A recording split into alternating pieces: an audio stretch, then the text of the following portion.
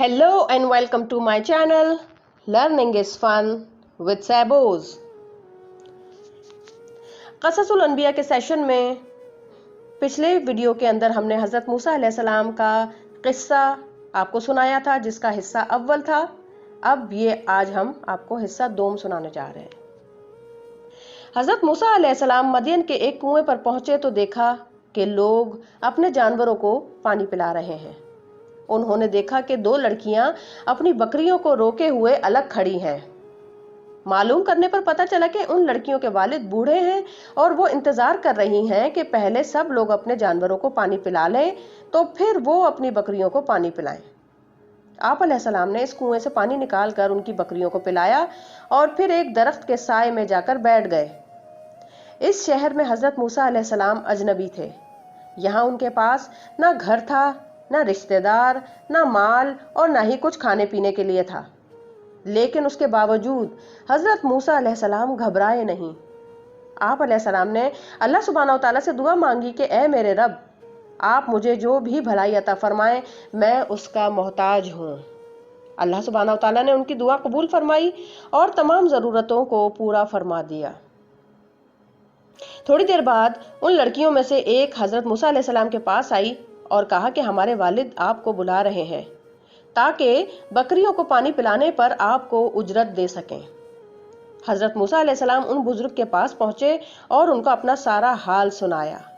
उन्होंने आप अलैहिस्सलाम को तसल्ली दी और कहा कि आप डरें नहीं, आप जालिमों से निजात पा चुके हैं। उन लड़कियों में से एक ने कहा कि अब्बा जान, इन्हें मजदूरी पर रख लीजिए क्योंकि ये ताकतवर और अमानतदार है। बुजुर्ग ने हजरत मूसा अलैहिस्सलाम से कहा कि अगर आप 60 साल मेरे यहाँ काम करें या अपनी खुशी से 10 साल पूरे करें तो मैं अपनी दोनों लड़कियों में से एक की शादी आपसे कर दूंगा। हजरत मूसा अलैहिस्सलाम ने उनकी बात कबूल फरमा ली और 10 साल तक उनके पास रहे। 10 साल मदियन में रहने के बाद हजरत मूसा अलैहिस्सलाम अपने घर वालों को लेकर मिस्र की तरफ रवाना हुए। रास्ते में रात के वक्त सहरा से गुजरते हुए शदीद सर्दी थी। हजरत मूसा अलैहिस्सलाम को कोहे तूर की तरफ आग दिखाई दी।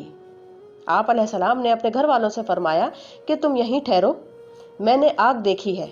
मैं जाकर वहां से हाथ सेकने के लिए कुछ अंगारे लाता हूँ या रास्ते की कोई खबर मालूम करता हूँ। जब हजरत मूसा अलैहिस्सलाम वहां पहुंचे तो अल्लाह सुब्हानहू व तआला ने आप अलैहिस्सलाम को एक बहुत बड़ी सआदत अता फरमाई, यानी अल्लाह ताला ने आप अलैहिस्सलाम से कलाम फरमाया। इसीलिए हजरत मूसा अलैहिस्सलाम को कलीमुल्लाह यानी अल्लाह सुब्हानहू व तआला से बात करने वाला भी कहा जाता है।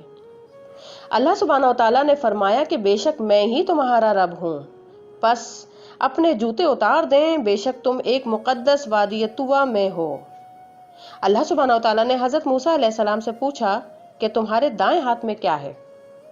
हजरत मूसा अलैहिस्सलाम ने अर्ज किया, ये मेरी लाठी है जिस पर मैं टेक लगाता हूँ, अपनी बकरियों के लिए पत्ते झाड़ता हूँ और इसमें मेरे लिए और भी बहुत फायदे हैं।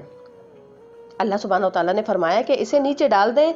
जैसे ही आप अलैहिस्सलाम ने लाठी जमीन पर डाली, वो सांप बनकर दौड़ने लगी और करीब था कि हजरत मूसा अलैहिस्सलाम रुख फेर कर दौड़ पड़ते कि अल्लाह सुब्हानहू व तआला ने हुक्म दिया कि उसे पकड़ लें, वो अपनी असली हालत में आ जाएगी।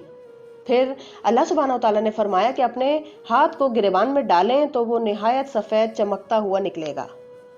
इस तरह अल्लाह सुब्हानहू व तआला ने हजरत मूसा अलैहिस्सलाम को ये दो मौजज़ात अता फरमाए और हुक्म दिया कि फ़िरौन के पास जाएं क्योंकि वो सरकश हो गया है और उसे नरमी से दावत दें। हजरत मूसा अलैहिस्सलाम ने अल्लाह सुब्हानहू व तआला से अपने लिए दुआएं मांगी और अपने बड़े भाई हजरत हारून अलैहिस्सलाम के लिए दुआ मांगी कि उनको भी मेरी मदद के लिए नबूवत अता फरमा दीजिए। अल्लाह सुब्हानहू व तआला ने आप अलैहिस्सलाम की सब दुआओं को कबूल फरमाया। हजरत मूसा अलैहिस्सलाम और हजरत हारून अलैहिस्सलाम ने फ़िरौन के दरबार में पहुंचकर उससे फरमाया कि हम तुम्हारे रब के भेजे हुए रसूल हैं। बनी इसराइल पर जुल्म सितम बंद करो और उन्हें आज़ाद करके हमारे साथ भेज दो। आप अलैहिस्सलाम ने उसे अल्लाह सुब्हानहू व तआला के अता करदा मौजज़ात दिखाए। फ़िरौन ने मौजज़ात का इनकार किया, हजरत मूसा अलैहिस्सलाम पर जादूगर होने का इल्ज़ाम लगाया और अपने जादूगरों से मुकाबले की दावत दी। इस मुकाबले के लिए कौमी त्यौहार का दिन मुकर्रर किया गया ताकि सब हाजिर हों اور سب کے سامنے مقابلہ ہو۔ معجزات دیکھ کر بھی جب فرعون ایمان نہ لایا اور اپنی ضد پر قائم رہا تو آل فرعون میں سے ایک ایمان لانے والے شخص نے بھرے دربار میں حضرت موسیٰ علیہ السلام کا ساتھ دیتے ہوئے فرعون اور اس کی قوم کے سرداروں کو سرکشی کے برے نتیجے سے ڈرایا اور ایمان لانے کی دعوت دی۔ فرعون نے ملک بھر سے ماہر جادوگر جمع کیے، انہیں انعامات کا لالچ دے کر حضرت موسیٰ علیہ السلام کے مقابلے کے لیے میدان میں بھیجا۔ جب آمنا سامنا ہوا تو جادوگروں نے کہا کہ اے موسیٰ، پہلے آپ شروع کریں گے یا ہم اپنا جادو پیش کریں؟ حضرت موسیٰ علیہ السلام نے فرمایا کہ پہلے تم اپنا جادو پیش کرو۔ جادوگروں نے اپنی رسیاں اور لاٹھیاں زمین میں ڈالی تو لوگوں کو دوڑتی ہوئی نظر آئیں جیسے سانپ ہوں۔ اللہ سبحانہ وتعالیٰ نے حضرت موسیٰ علیہ السلام کو اپنی لاٹھی زمین پر ڈالنے کا حکم دیا تو لاٹھی ایک بہت بڑا اژدہا بن گئی جس نے جادوگروں کی بنائی ہوئی تمام جھوٹی چیزوں کو نگل لیا۔ جادوگر یہ معجزہ دے کر بے اختیار سجدے میں چلے گئے اور مسلمان ہو گئے۔ لوگ یہ سب کچھ دیکھ کر حیران رہ گئے۔ فرعون شدید غصے ہوا اور جادوگروں سے بولا کہ کیا تم میری اجازت کے بغیر ایمان لے آئے؟ اس نے الزام لگایا کہ حضرت موسیٰ علیہ السلام ان جادوگروں کے بڑے ہیں جنہوں نے ان سب کو جادو سکھایا ہے اور ان سب نے مل کر یہ چال چلی ہے۔ اس نے جادوگروں کو دھمکی دی کہ میں تمہارے ہاتھ اور پاؤں مخالف سمتوں سے کاٹ دوں گا اور تم سب کو سولی پر لٹکا دوں گا، مگر وہ سب ایمان پر جمے رہے۔ انہوں نے فرعون کو جواب دیا کہ تو جو چاہے کر لے، ہم اللہ سبحانہ وتعالیٰ پر ایمان سے ہٹنے والے نہیں ہیں۔ فرعون اور آل فرعون حضرت موسیٰ علیہ السلام اور حضرت ہارون علیہ السلام پر ایمان نہیں لائے۔ ان کے مسلسل انکار اور کفر پر ڈٹے رہنے کی وجہ سے ان پر کئی عذاب بھیجے گئے۔